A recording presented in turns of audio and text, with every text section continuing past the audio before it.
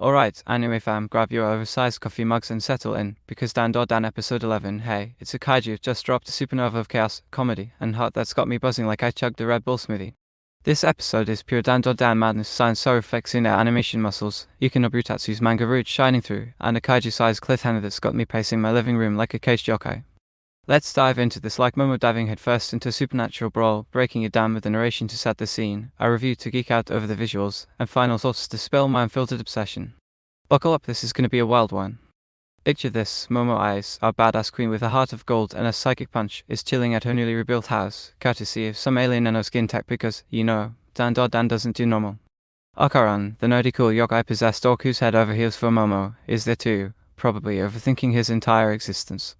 Enter Gigi, Momo's childhood friend, strutting in like he owns the place, oozing confidence and stirring up a storm of awkward vibes. The episode kicks off with Gigi acting like a total goof, think less cool rival and more human embodiment of second-hand embarrassment. Okarun's sweating bullets, wondering if Gigi's charm is stealing Momo's heart, while the rest of us are cackling at his over-the-top antics. But hold the phone, this isn't just a rom-com love triangle. The gang's still on the hunt for Okarun's missing golden bowl, yes, that bowl, and yes, the show leans into the innuendo with a wink. Their lead takes them to an apartment complex where things go from zero to Ultraman real quick. The invisible attacker from episode 10? It's not just some sneaky yokai, it's a freaking kaiju, a towering, building-smashing behemoth that makes Godzilla look like a grumpy lizard. The reveal is yes, guess the sky darkens, and eye peers through a hole in the building, and Momo, Okarun, and their new pal Kinta Sakata are running for their lives, heads bobbing like a Looney Tunes chase scene. Kinta, oh man, this guy. He's the otaku we all secretly relate to, obsessed with Gundam, convinced he's the main character, and sporting a confidence that crumbles the second a girl looks his way. His anime-only intro in episode 10 was a riot, but here, he's thrust into the action, sprinting alongside Momo and Okarun as the kaiju chases them through the apartment complex. The trio's dynamic is comedy gold. Momo's barking orders, Okarun's trying not to die, and Kinta's just a Kinta, yelling about mecha glory while tripping over his own ego. The stakes skyrocket when Ira and Gigi possessed by the evil eye, because of course he has joined the fray. Ira takes a hit from the kaiju, and Okarun burns through his yokai powers to save her, leaving them vulnerable. Momo, being the absolute legend she is, uses her psychic mojo to yank everyone to safety at her house.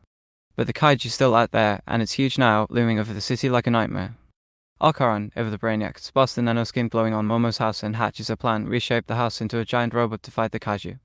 Yeah, you heard that right. Kinta, the Gundam stan, takes the wheel, turning the ice residence into the Great Kinta, a mecha that's equal parts epic and absurd.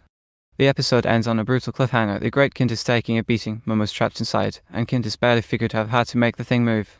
Just as the kaiju's about to crush them, Kinta channels his inner mirror ray, visualizing the mecha's moves to land a counterattack. Momo and Ira deliver a final blow, but we're left hanging. Did they win? Is the kaiju down for the count? My heart's pounding, and I'm screaming at my screen for episode 12. The vibe. It's DanDaDan at its peak, a fever dream of action, humor, and heart that feels like a love letter to shonen, mecha, and kaiju fans alike. Review, animation that slaps, and a few tiny scratches. Science Saru is out here serving looks, and episode 11 is a visual feast that could make a grown animator cry. The animation is a kaleidoscope of chaos and charm, capturing the minder's frenetic energy while adding the extra beats as only Science Saru can deliver. The kaiju reveal is a standard, its massive, geometric form rendered in slick CGI that blends seamlessly with the 2D characters. The way it towers over the city, with shadows creeping across shattered buildings, is straight up cinematic. The chase scene? Oh, it's a masterclass in controlled madness.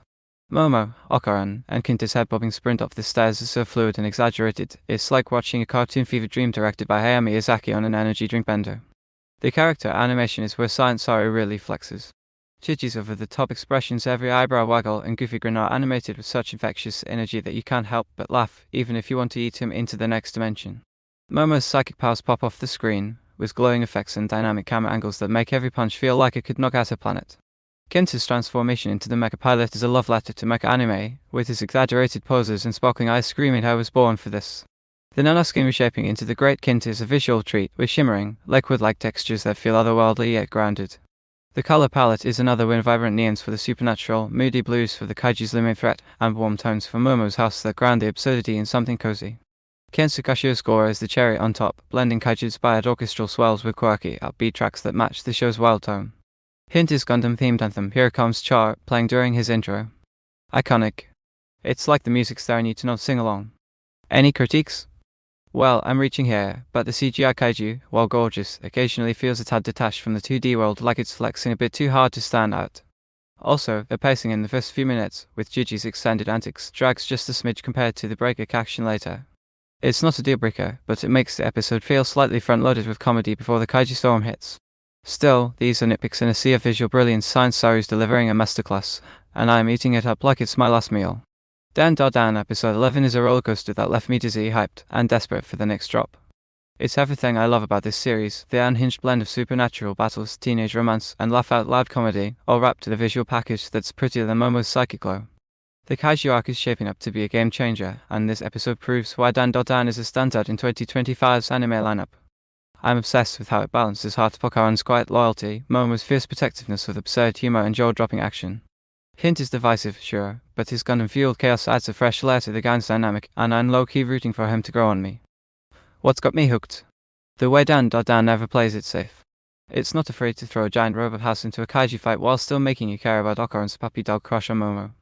I'm crossing my fingers that episode 12 sticks. The landing rumors suggest it might wrap up the Kaiju arc or tease Famola's reveal, and I need that payoff like I need air. My only worry? The show's juggling a lot, and I hope it doesn't trip over its own ambition in the finale. But with Science Saru at the helm and Tatsu's manga as the blueprint, I'm betting on a banger. Until then, I'll be rewatching this episode, screaming great Kinta at my cat, and counting down the seconds to next week. Who's with me?